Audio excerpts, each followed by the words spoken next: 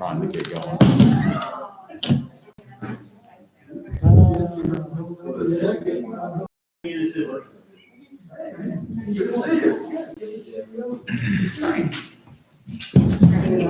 Hey, I'm a prompt kind of guy.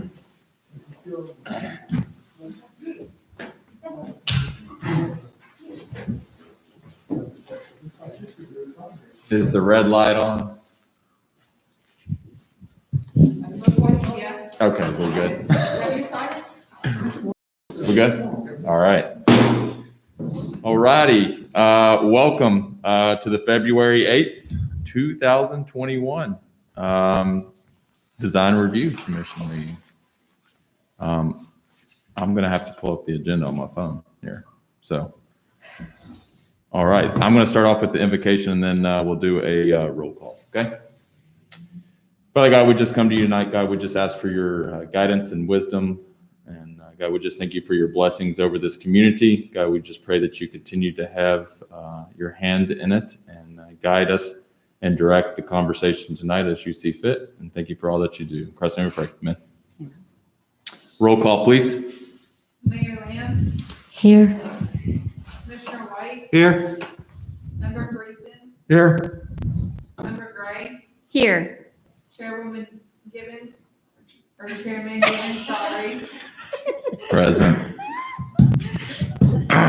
Present. All right. We have our minutes. It's been a while, August 10th. So any comments, questions, or amendments to that, or a motion? Move to approve. A Second. motion and a second. Roll call, please. Mayor Lamb. Yay. Commissioner White. Yay. Member Grayson. Yay. Member Gray. Yay. Chairman Gibbons. Yay.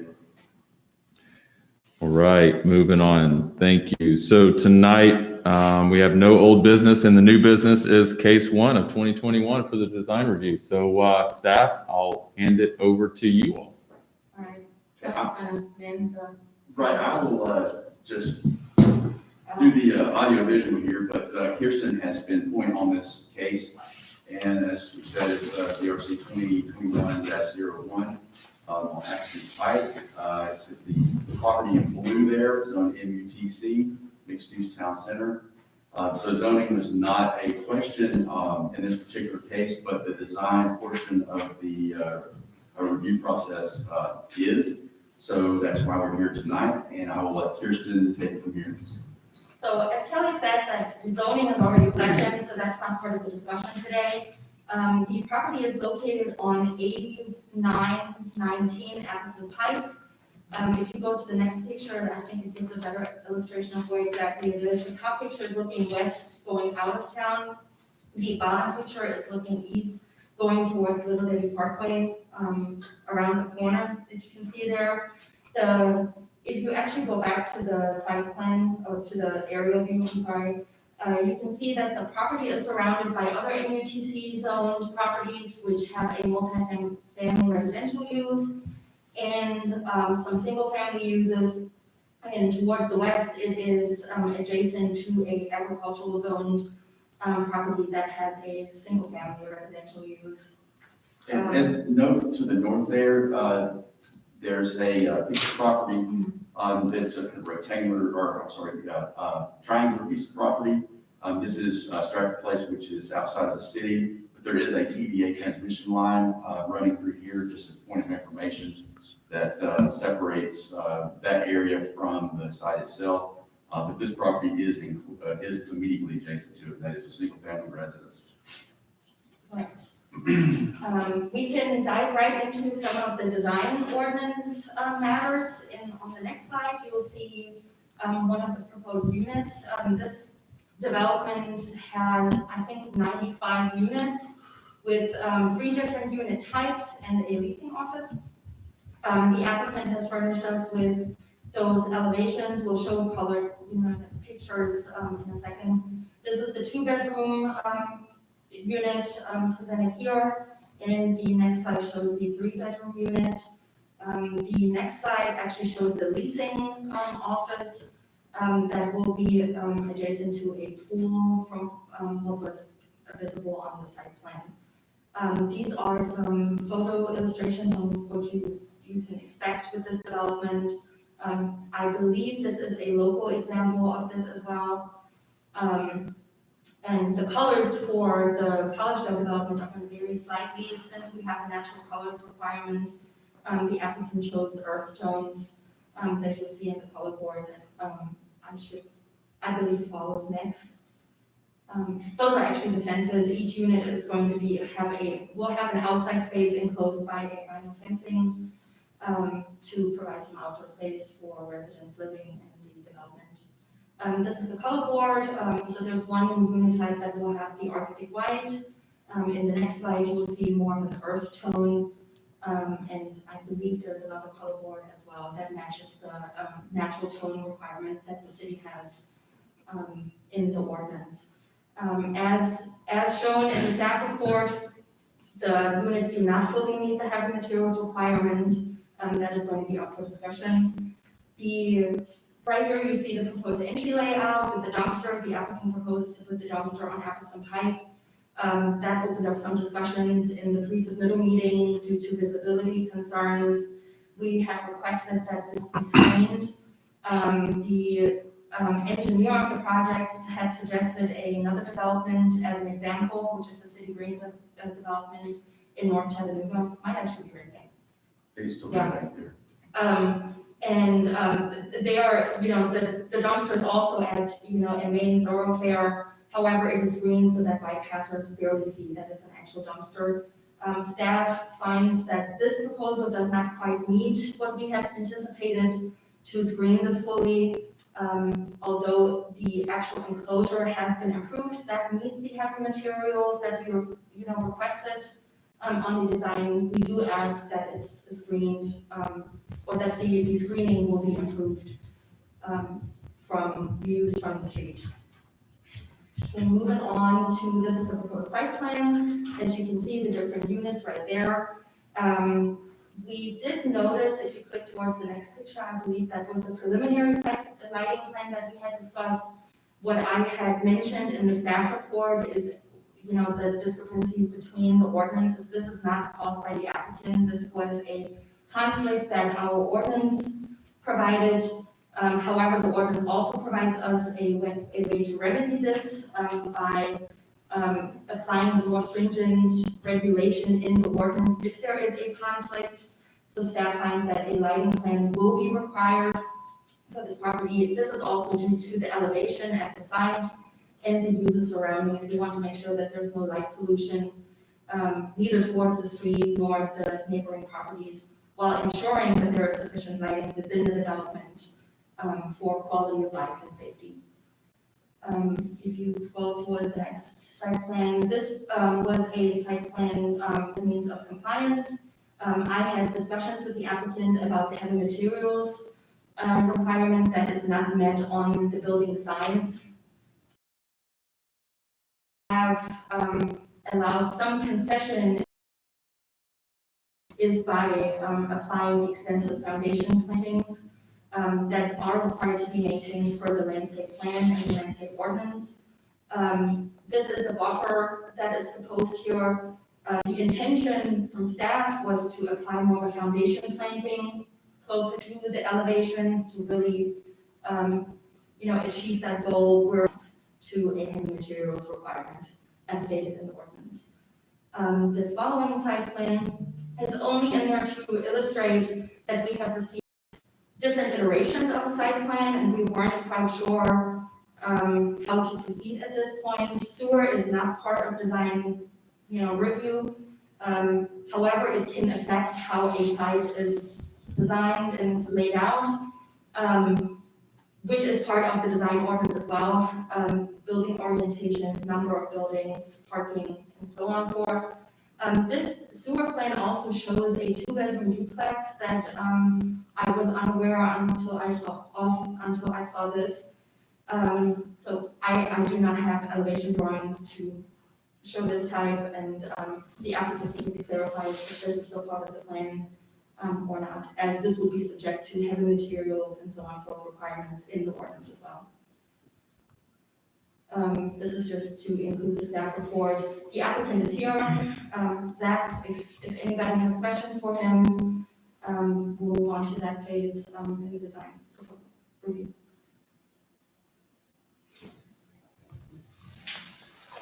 I guess I got a quick question from a stormwater standpoint, because that's been a topic of conversation in the city before. Is it the intent for the applicant, and we'll let them speak here in a second, but was the intent from what you could tell staff that the grading plan was to push everything to the proposed stormwater retention basin, or was it to have some drain to the city right away? So they're only proposing that one pond, and it looks sized in the local development. I do expect that a couple of the roads will end up draining towards the right of way. I'm assuming, I haven't seen the report yet, but I'm assuming that they're going to basically reduce the drainage area, and so it's increasing impervious, the actual volume going to the right of way will decrease from those areas. But I'm not 100% sure yet. Yeah, I think we just need to be concerned, right, when we get those details from a scouring standpoint, as we're coming off the hill there. The last thing we need is the city's right of way to be an issue down there, right? And then I think my other comment was going to be around the dumpster area. Is this gated or not gated from a community standpoint in the applicant submittal shown currently or not? The dumpster itself, No, not the dumpster, but just, well, yeah, the dumpster area as well as the community that's planned. Is there a gate on the entrance drive, and is there a gate planned on the dumpster drive? so it appears that there is a fence around the property line, but we're not entirely sure. That is a better question for Zach. Fair enough. And then my last question for weigh-in is 2 curb cuts on Appleton Pike that close together. Does that, okay. So we've requested to have 2 lanes leaving the main development, and then they're working with Alamo on the 2 curb cuts. The redeeming factor is that you would access the dumpster from the drive, so it'd only be when the garbage truck came. The garbage truck itself. Would be really the only. Got it. Other than dumpster. Good. Yep. Okay. I have a question in regard to the number of units that's on this particular slide versus the one that shows the lighting. There's 102 on the lighting one. So actually, how many are we gonna have? That is a question for the applicant. This is what, Okay. Because there's a difference in those 2 plats. Zach, if you don't mind, would you step up to the microphone so that we can actually report to our. Sure. And also with him approaching, if anybody else is here, just state your name, who you're with, and your phone number so we can have that on record. This one, sorry. Hey guys, I'm Zach. Phone number. Okay, so, Hey, Zach, what's your, Say that again, and then who you're with, the firm you're with. Oh, It's and your- also the record. and your Yep. phone number? Yeah. my name is Zach Klassen. I'm with Pratt & Associates. My number is 423-558-1890. Thanks. Okay, so number of units, the last count I heard was 95. That was due to the sewer adjustments we had to make. So that came in, I think, the day that we submitted, and we had basically everything packaged up, and then the sewer layout changed last minute. So the most up-to-date layout is the revised sewer layout, and I believe that one has 95 units. And the lighting plan is the same as those 95 or not? It is not. That was created before the sewer adjustments, and that's something that I would like to clarify.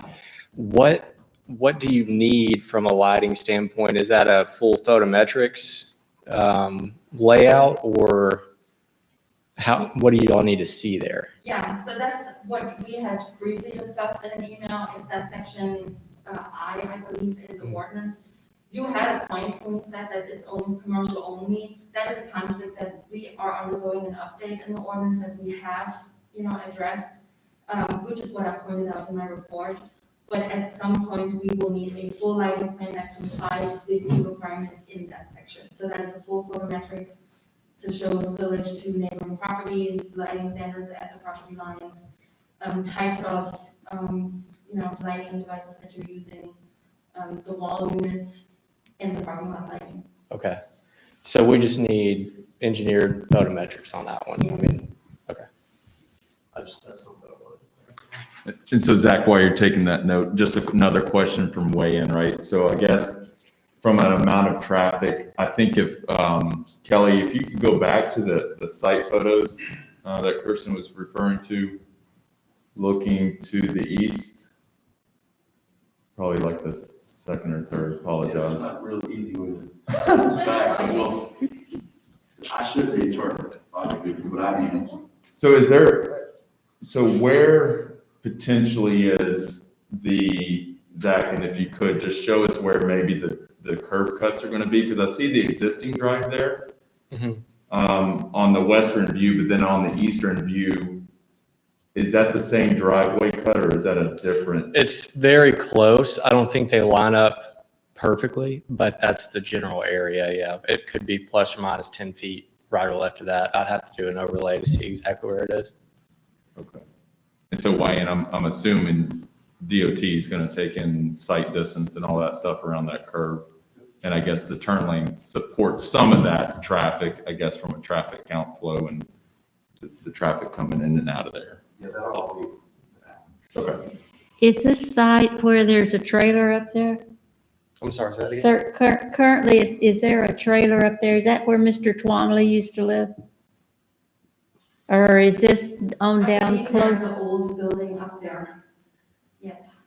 I'm just trying to picture in my mind where Yeah, it there's is. something back there. I'm not sure Yeah. There were what it is. several properties combined to Yeah. create this. If you look It's- towards the west. But Is there's across no the street, is that the ball fields? That is La Colina. Okay. Golf fields, yes. Okay. I wanted to ask you about what's your vision for this community? In which regard? Well, like, what's your vision? What's the lifestyle that you're building for people? Like, Okay, so I'll answer that with what we've done this in two places so far. Currently, we're 50% leased out in East Brainerd off of Shalford, and we just began construction on Shalford right down the road from that first one. What we've seen is there's a big response from elderly people, and they may not be quite ready for assisted living yet, but they don't want to be in a house with 2 stories. So they come here and they seem to love it. There's also a big push from young professionals coming down from Nashville and Knoxville and places like that, looking for a place to get on their feet, if they can't find a home. It's kind of a nice mix, and there's a lot of community feel to it. With the cabana, the leasing office, the pool, we want to do either ping pong or shuffleboard, something like that. There's a big green space for people to go walk their dogs and things like that. And honestly, the idea y'all had of the connecting sidewalks kind of tied in really well with what we're going for. But really, it's a community where you can go and not have to be in your house all the time. You've got neighbors right by you, and you can enjoy being out in a social space with them, just right in your front yard, not having to drive anywhere. okay. And then as you all have put the ideas and thoughts into how you're structuring this, does what you're building fit what those people want and what those people need? It seems to so far, yeah. I mean, we've had a really good positive outflow of reviews from all the people that have moved in so far. And like I said, the one that we're 50% leased on, we're still under construction on the other half, and people seem to really love it. We've done a great job of keeping that side clean for them, separating it with a fence and all that. But they seem to really enjoy it. Okay. And I know you just mentioned sidewalks, and that was one question that I had. Do you have a sidewalk linking down to Appleton Pike? Because if it links to Appleton Pike, then they're attached to the greenway and just adds a lot of multimodal transportation options there. Yep, we do. We added that in Okay. from the original design review. Okay, Um, go ahead. the, number one, parking, was parking spaces assigned to unit available in the parking lot? 2-to-1, 3-to-1, 1-to-1? I think it's like a 1.4, 1.3. It's the minimum requirement, but it's not assigned to anybody. We don't have assigned parking, but it is like I think it's a 1.2 ratio. So we'll have 20% more parking than we would people staying there. And then what is the regulations on subleasing? You're in a college town with a lot of co-mingling where there's going to be maybe 4 people to 2-bedroom sharing possibly. What's the subleasing going to look like? And then Airbnb population, do you have rules, regulations for that? Because that would change your parking requirements and needs if you've got 3 to 4 people in an apartment compared to only a normal family. To my knowledge, Airbnb requires some specific permits that we have not been pursuing. So I don't think that's an option that we're doing right now. We haven't done that on any of the other ones. As far as the 3-bedroom, this is the first time we'll be doing the 3-bedroom. So if there is subleasing, we haven't addressed that so far. Right now, it's something that I don't think we're considering that. So will Pratt own these units and We are- lease them out? Yes. Okay. Yeah, Pratt will own this, and we have a management property that, or a management owner that will So an manage the individual properties. can't come in and purchase a unit? That's correct, yeah. Okay. So Okay, hold it right there. Wait, go ahead. I have a question about that, but go ahead, Commissioner. my concern is just knowing, I went to Southern, I know how Southern living is, and I know how they work at the apartment complexes. They'll put 3 people, 4 people into these units, and parking would be a concern at that point, and something that we probably need to be concerned about in this design layout of making sure that we don't have too many units for the parking that's available. That would just be a major concern, especially if we have, the Airbnb question came up when you said you've got people coming out from Knoxville, Nashville. Are they only using it during the week to work and then they're transient going back? I mean, y'all may not Airbnb it, but let's say I lease it out and I'm gonna be gone on the weekend and I Airbnb it. What kind of consequences are there for me leasing it out, or if any? So you couldn't buy one of these.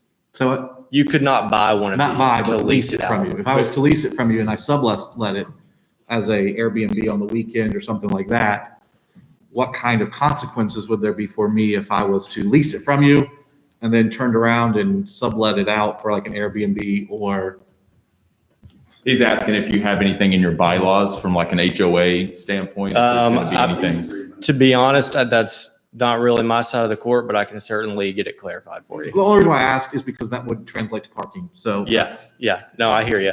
The property management is Calio Properties. They manage that side of it. I'm construction. I hand it off and give them the key and you're good to go, right? So I will ask that question. As of right now, we don't have anyone doing that. And like I said earlier, you've got to go through certain permitting processes. I don't know if I would do that or if you as a leasee would do that. right. But I can certainly get that clarified.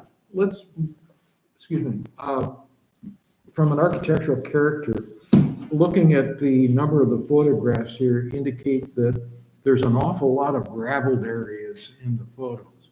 Is that typical of what's your intention here? Yes, it is. So I did want to say something about the pictures I sent. I didn't know they were going to be shown with everyone up here. We would have probably pressure washed the driveway before we sent these in. They have since been pressure washed. They don't look as bad as they do now. But yes, this is what we are calling the finished product. It's a lower maintenance. Some of that has been filled in, so you don't see this looks kind of dirty, but we've got about 3 inches of decorative gravel that we put in between and behind the units. So everything road facing, if you could go back up one, everything road facing has landscaping and sod, foundation plantings, and we planted these in the winter, so they hadn't really bloomed yet. This was taken Is that in November. indicative of the final amount of foundation planting and stuff, the character you're talking about? Yes, sir. That is exactly what we have right now. And like I said, they haven't grown to full bloom or anything. This was in November, but we obviously were going through finding a landscape architect to make sure we fit within y'all's guidelines. Will that come back to us then? Yes, I'd like to follow up on that. The landscape review is part of the site and civil submittal, which comes after the design review fine. committee approval. The gravel is going to be an issue. The ordinance specifies that any ground cover has to be sodded. Okay. For the simple matter of looks. Okay. But that is not part of the design discussion. This was solely to show what the fencing would look like for the units. But those details will be worked out during landscape review. They'll also have to install trees in the parking lot. So those landscape beds that you see there in the parking lot, they will have trees. Go back to that one, the next one. Is that the front of the units that are looking at the fence Yes. with gravel, no grass in the front? No grass. No. The front on the where the road is, all of the road facing entrances or fronts of buildings have landscaping, but we've got gravel in between everywhere else. It's decorative gravel, and it's basically sandstone broken down, but it's used a lot in Arizona. That's where this is coming from. The idea is there's little to no maintenance at all.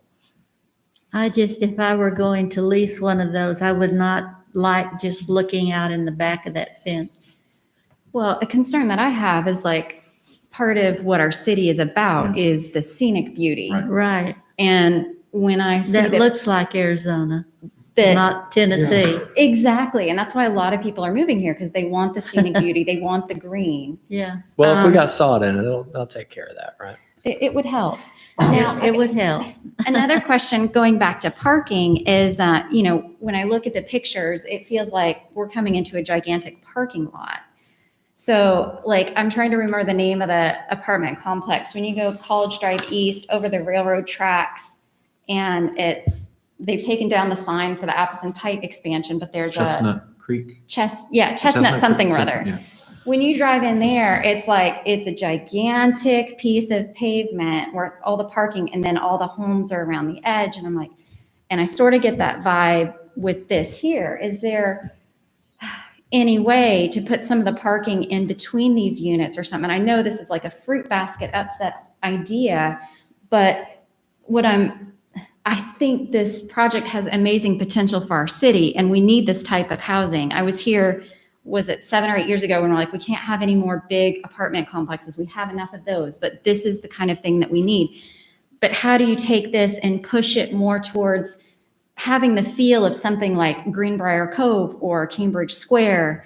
And you may not want, obviously there's some price points in play there, but is there something you can do with the layout of the community that makes it feel less like you're in a Yeah, and I would say, parking lot with a house attached? and I think we got to give them a chance with the landscaping plan, right? In all honesty, we've voiced a lot of stuff here from, the pictures that he's provided, right? But I mean, he's got to meet the ordinance here. So I think in all due respect, we got to give him a chance to kind of answer the mail on those aspects. But I think your voice is absolutely heard, because it's what Collegedale stands for, right? It's the mountainside, it's the views, it's the trails and all those things, right? So I think letting him hear these things is beneficial, but I don't think we need to condemn him because he hasn't even submitted anything yet, right? So. Oh, I agree. I was just bringing up questions because it just doesn't look like Collegedale. Yep, fair enough. It's like the visioning stage. Right.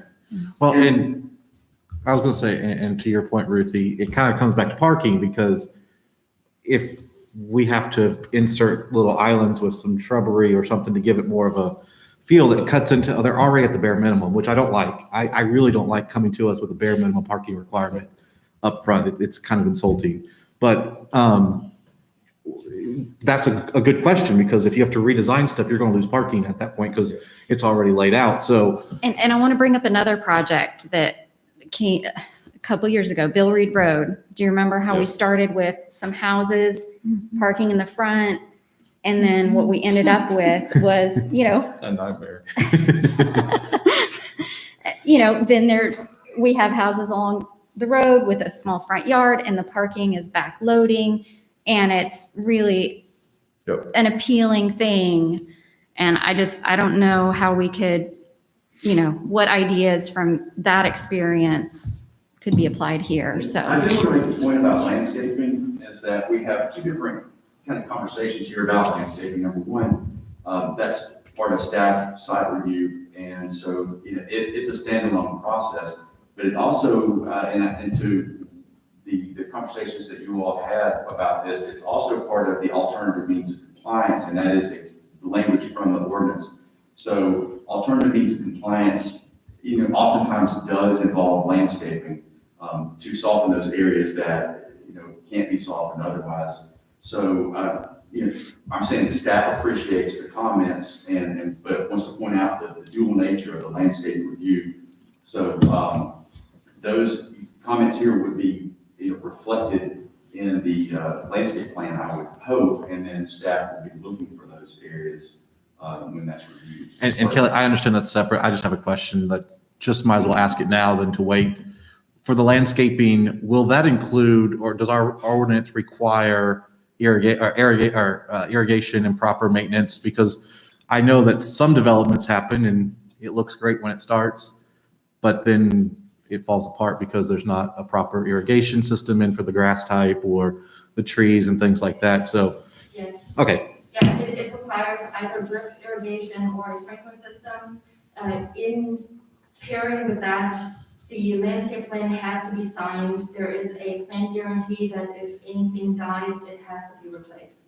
This is to make sure that things aren't planted for their CO and then taken apart, or taken to another site. Right. Or left to their own devices and then it doesn't look great. Well, and that's the reason why having this conversation now might be beneficial, just bringing it up, because that's a lot of money. Yeah. And that eats into your profits or it prices your rental units high. What is your rental point? I don't know if I'm supposed to tell you this, but over in Shallowford, it's like 1,100 and 1,600 for 1,100 for a one bedroom and 1,600 for the 2-bedroom. Roundabout. That has some ups and downs in it, but So to your point, Ethan, right? I mean, the college kid splits that 4 ways. That's It's not that much. a viable Yep. apartment. I already was splitting it in my head. Yeah. So, well, And just to clarify here, this, like I said earlier, this is going to be Pratt owned. We're not selling these out. So it's in our interest to keep up with the Right. landscaping as well. We don't want it to look, we don't want the plants to be dead. We want someone to live there to think, okay, Pratt knows what they're doing. We're going to keep it maintained. We hire a Callio Properties. It's our management company. We pay them pretty well to make sure that does not happen. And I think Ethan raises a great point though about parking and just an awareness of what will happen, not if it happens. I think it's when it will happen. And if you have a single unit that's a 2-bedroom and then now you've got 1.4 parking spaces for that, and you've got 4 college students bringing 4 cars there, that's eating into somebody else's allotment as well, right? So just an awareness, and I think something that we really need to take into consideration. and I bring it up because the village at Southern is 2 bedrooms with 4 people in it. So they're already used to it. It's normal to have a college roommate. You in go the to a same dorm room. room and you do that. Yeah. So just the culture of the area is something it concerns me about the parking and Yeah. the nightmare that it'll create. And I know that there's ways to limit that because you put it in the lease agreement Right. that, hey, you only get 2 cars per unit or 1 car per unit. Mhm. You can write those into those bylaws, but I mean, 2 cars per unit is more it's- than more than what he's saying. I understand. I have one question about the sewer. Collegedale traditionally does not put sewer down the middle of a road. Is that right in the driveway there, or will it be to the side? What is the issue there, Wayne? So there's a couple of issues. This was a sketch of their proposal that includes shared submains, which is not allowed. But typically in these type projects like apartments, it is run through the parking lots. The services need to be cheaper. So I'm expecting something along those lines. They may choose to run the sewer between units and spread the units a little bit more. I don't know until their engineer revisits the sewer to come up with something that's a little different. Okay. So where's the line of responsibility for the city on the sewer? Is it going to be up into the property, or is it at the right of way line, like a lateral? The property It'll be line. a public main all the way up to 10 feet off the main. Okay. And then a private service from there to each unit. And that is still what is being worked out and will be worked out during site and civil. We only included this plan in the. To illustrate, that we aren't entirely sure how many units there will be, how they're going to be oriented, which is part of design review. This is what we apply to all, development that is subject to the ordinance. We have to apply some consistency among developments to preserve the intent of it. Yeah, I think the last thing that I would mention too is just an awareness for the southwest corner from the grading off the southwesternmost lot. Maybe Kelly, if you went to the grading plan there, just the stormwater today currently runs that direction. But if there's a change in impervious area, just maybe, because that's going on to somebody else's property. And that's been another historical issue in the city. So just an awareness that maybe if there's something that you can do there with those grades, catch it, get it into the right of way ditch before it leaves your property, those types of things. Maybe there's some opportunities there to not have later issues. If I'm not mistaken, there is a pretty decent swale at the bottom of the hill. So we can certainly add on to that as needed to keep it from going into somebody else's property. Yeah, just when you take a look at that. Okay. I think I would encourage you to perhaps take a look over at Collier Place, where I haven't lived there, but it's a fairly dense place, and they've managed to tuck the parking back in among the units and leave decent green space, so that just from an architectural standpoint, to me, the focus of what's created here is a big parking lot with a bunch of boxes around the outside. Okay. The central point of your design is parking lot. Somehow, I hope, and I would encourage you to look at some way of breaking that up, such that your units that you're building, that you're putting the money into, become the focus of what's there, not just driving in. And I took the opportunity to go over and look at your existing units that you're building, and I get that feel. Now, I'm a retired architect, so you'll have to take that into account. Fair enough. Yeah. Thinking. But that's what the feeling I get when I look at this, is that the parking lot is the principal design element here. Did you go to the one off of Shalford? Yes, I did. Okay. So the idea is the parking is not supposed to be the focus, right? The parking is an access to get to everywhere. We've tried to loop it and cut it off as best we could. The focus we really want to be coming in and seeing, the leasing office and the pool. We do a lot of landscaping around the pool and the cabana to make that the central focus point with the green space there. And then all of the auxiliary points is, where our parking is. So, But still, when you're driving in, what you're seeing straight down is a big, long parking lot on both sides. So, okay. anyway, I'm And Paul, I feel like you articulated my concern very well. Yeah. Because these houses, they're beautiful. Are there any questions? I'm sorry. Yeah, no, go ahead. Are there any questions that the commission has about the architect? Because a lot of these will be handled, and the way I look at this is a site plan that's still in flux until the sewer is completely worked out. So that review process will continue. So getting back to sort of the core of what we do as far as the architectural aspects of the units and the design of those units. So staff will bring that back up and ask for your input on that and probably additional discussion as based on the staff recommendation or review. So what's our job here tonight? Primarily, the main factor or the main functions that we're looking at tonight would be the design of the dumpster pad and the enclosure and the elevations for each of the unit types. And we'll go back to those. And staff did provide comments on these, and you'll see that the design ordinance typically has a certain number of heavy materials per elevation. Other materials are allowed, downspouts in a certain location, turn, that sort of thing. And so with those, staff did identify a few concerns and deficiencies that, as we said, can be addressed by alternative means of compliance. And so that's kind of the core discussion here tonight. If some of these do not meet, what are some of the alternative means of compliance? And with the applicant here, that's probably a good discussion point this time.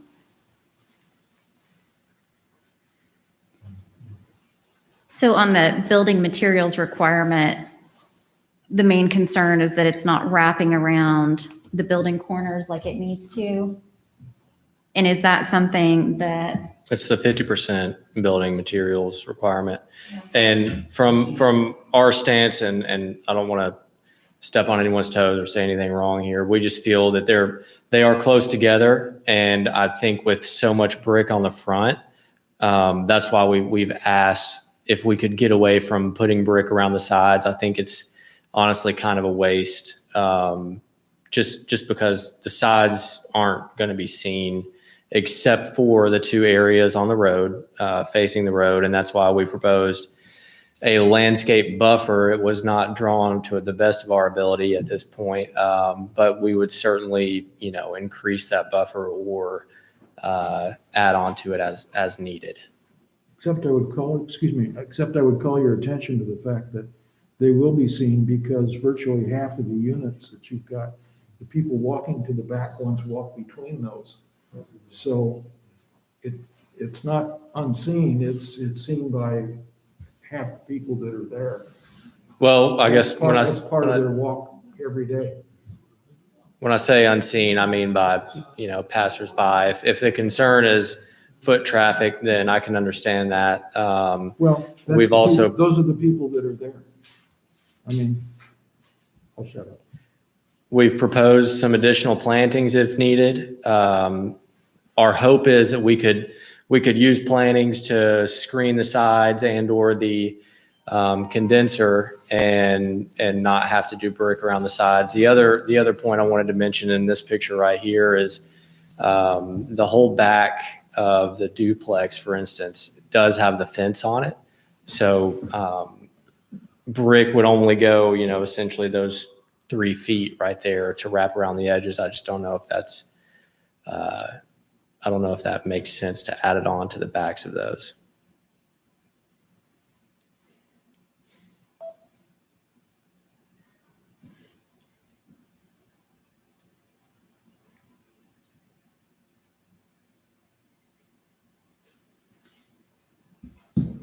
I think the question here is how do we apply consistency across the city?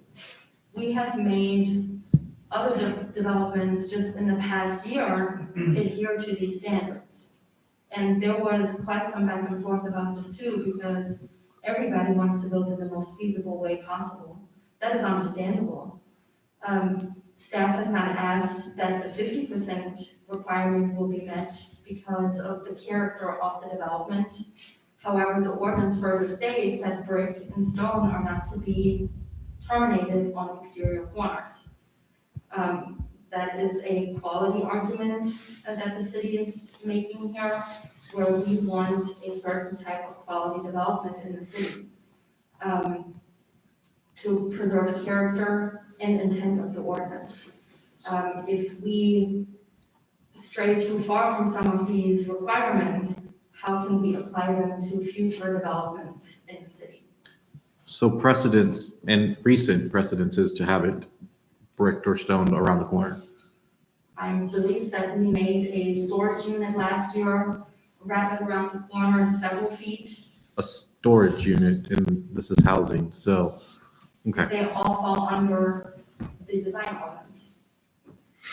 It's a multi-family residential development with a commercial leasing component.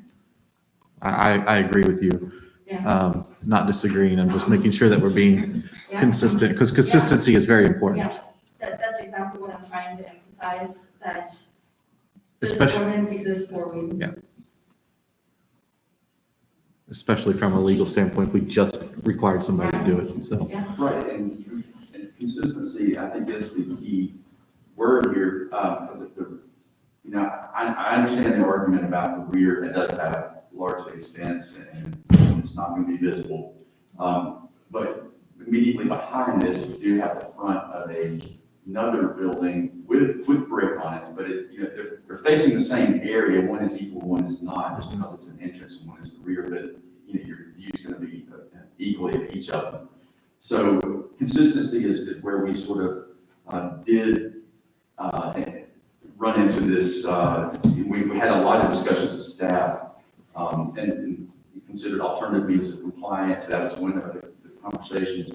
But to Kirsten's point, going forward, every time a development is held to a certain standard, that's really an investment in their own property, not only the extra time and care and in some cases expense that are devoted to it, but also that the next development coming in next to you is going to have that same standard of quality, and it's not going to lower your value because the standards begin to slip. So that's what staff has to plan to convey to the commission, and you all, I think, are perfectly aware of that, and why we have to thread the needle on a lot of these things. And there is room for alternative means of compliance in many cases. This one is tougher for us to really come up with an out-of-the-box solution on to bring you, other than it needs to wrap around the corner of the building. Okay. I mean, it's definitely not something we want to do, but we want to build here more than not wrapping around the sides. So I certainly understand it. If we take, I think Kirsten, you mentioned in one of your emails, if we just wrap around the edges at the consistency or the same level as we're showing on the front, is that something y'all are willing to let us go with?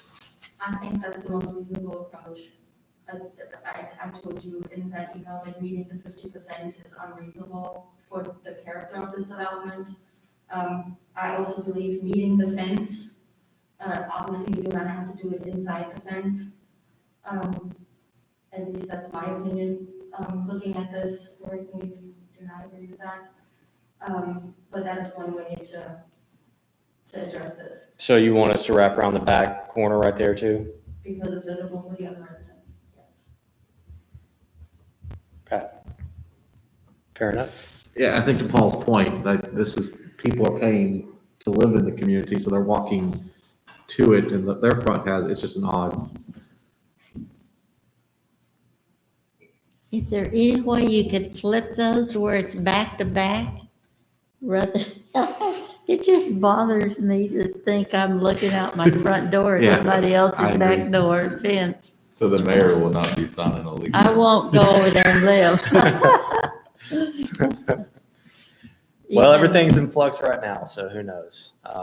It just seems to me back to back on those would be much more, I don't know. So maybe a question Inviting to to staff, someone. are we needing to make a position on this tonight, or do we offer up a deferral so we're not rejecting this and let Zach go back and address some of the comments? Because I want to be fair to him, right? We've thrown a lot of stuff at him, and I'd hate for us to just make a ruling when he can maybe address some of these things, right? And potentially get there for us, right? So, Yeah, I agree. I think the most important is to come up with the site plan that is actually going to be, you know. The sewer plan shows that 2-bedroom duplex, which is not a problem, but we have not seen a material breakdown or anything. That will come up again during building review, where you'll be held accountable for what was approved here. Yeah. So without having this information and as far as possible, you know, finalized, there will be, you know, I understand that there may be adjustments, but, you know, to make everything very clear for us and the paperwork that will ultimately be stamped and you'll be held accountable for. And the lighting plan will have to be included in that too. That's part of, you know, the design standard. We do not have a process to approve the lighting plan outside of design review, so the committee will have to see it here. And I think that the dumpster is gonna be critical too. I Okay. understand the decorative wall may not be, you know, what you guys wanna do. There will need to be some extensive landscaping to screen this from both sides. I saw the 2 landscape beds that you put in. I will need to know what type of landscaping you're using. Yeah. And I would prefer the other side to be screened as well, so when people drive into the city, they're not looking onto that dumpster. Can we, Except for the little curb cut, which is. yeah, can we go to that real quick, just so I'm Sure. clear?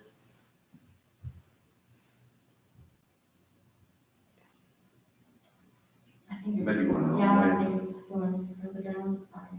I can't tell which way you're going. I can't. Yeah, it's much like everything, it's a lot. I think it's after that, yeah.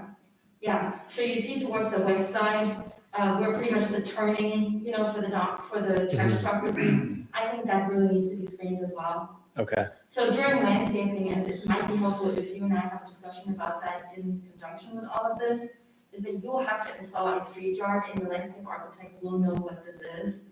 I think the location is gonna be a little tricky because there's a ditch there. and some elevation. yeah, that's one of the things we were already running into. The Yeah. more depth we add to it, the further we're getting into Yeah. that ditch. And Right that's there. okay, but there are some, you know, discussions we can have about that. I really think that other residents will not be happy if that dumpster is visible. Mhm. So send us a proposal that is, you know, that you feel addresses that concern in the most suitable way. Okay, so you want right side screen more on, you know, right there by it, and then also over there on the west side? On the Yes. other side, okay. Yeah. So that if you're coming down the road, you're not looking right onto the dumpster. Yeah, I was just looking at it. Yeah, that's an odd placement to come into the city, the heart of the city, to have a dumpster. Yeah, and this is why we have asked that it's going to be required in the design, proposal.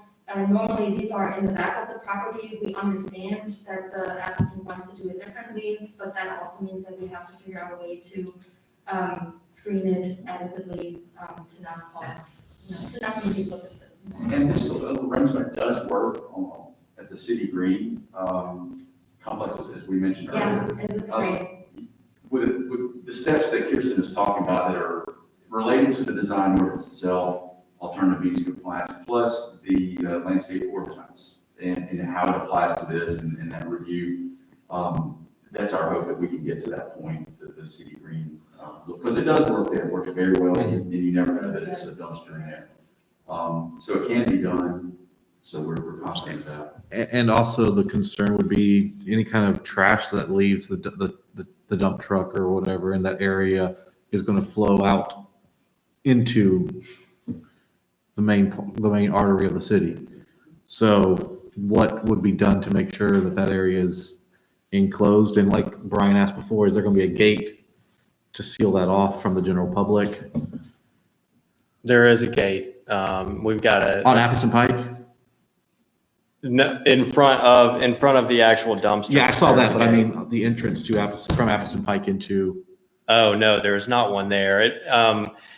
It wouldn't give a way for the man in the garbage truck to pull in and open the gate, True. you know. So we normally put those right by the dumpster. We keep a side access door on both sides for pedestrians to come up and throw their trash in, you know. say pedestrians, I mean tenants. But no, the gate is on the front. And I think this, the purpose of the screening would also prevent, like, I don't know if we're alluding to people just dumping, while they're driving by. I think if it's properly screened, people may not even notice that it's an actual dumpster there. The city green one, I don't think anybody notices that it's a dumpster. I was gonna say, because there are people who will take advantage of I it. know. Yes. Yeah. And Appleton Pike is already a very littered street in the city. I mean, we've picked up trash there before, so.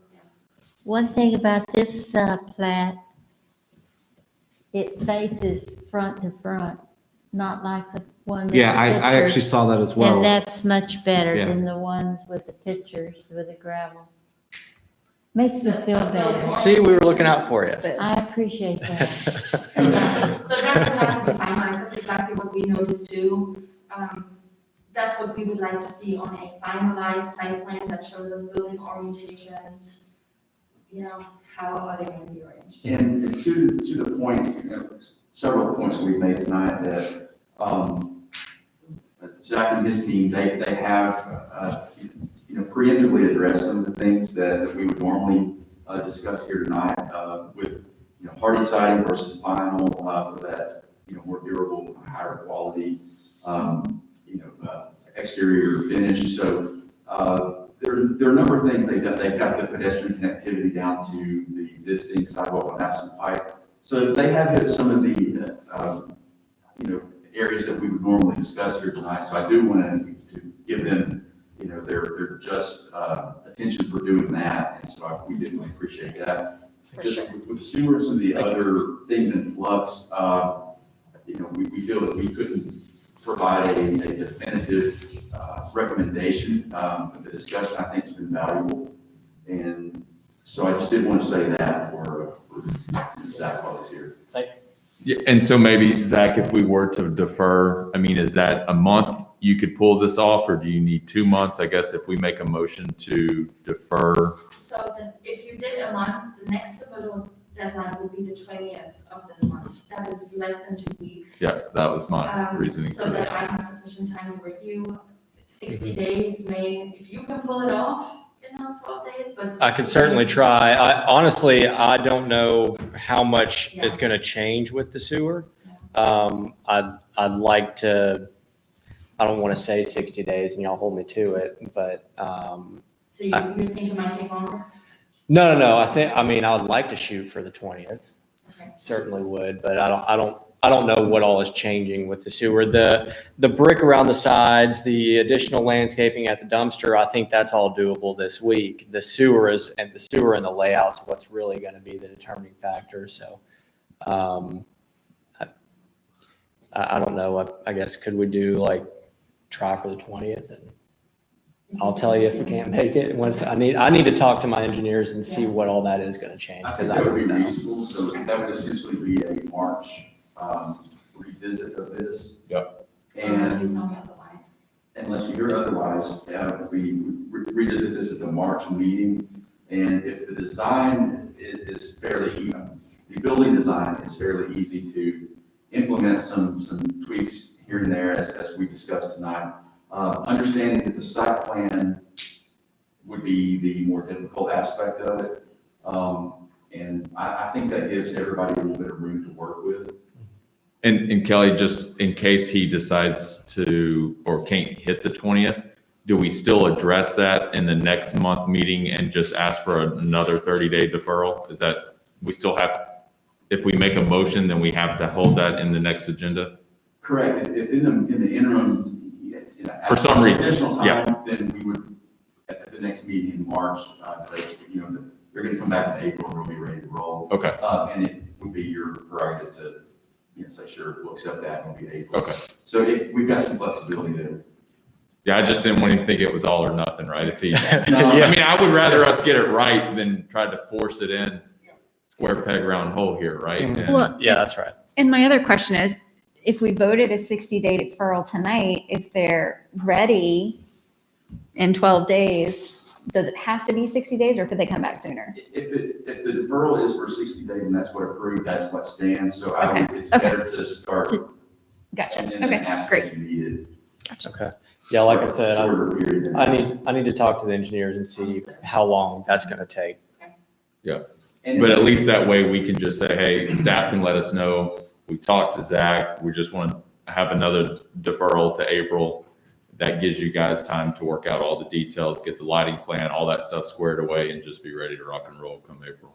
Yeah. And if the building design is able to be addressed fairly quickly, and then it's simply just some of the more minute details of the site layout, as long as we know unit counts and generally the unit types and the arrangement like that.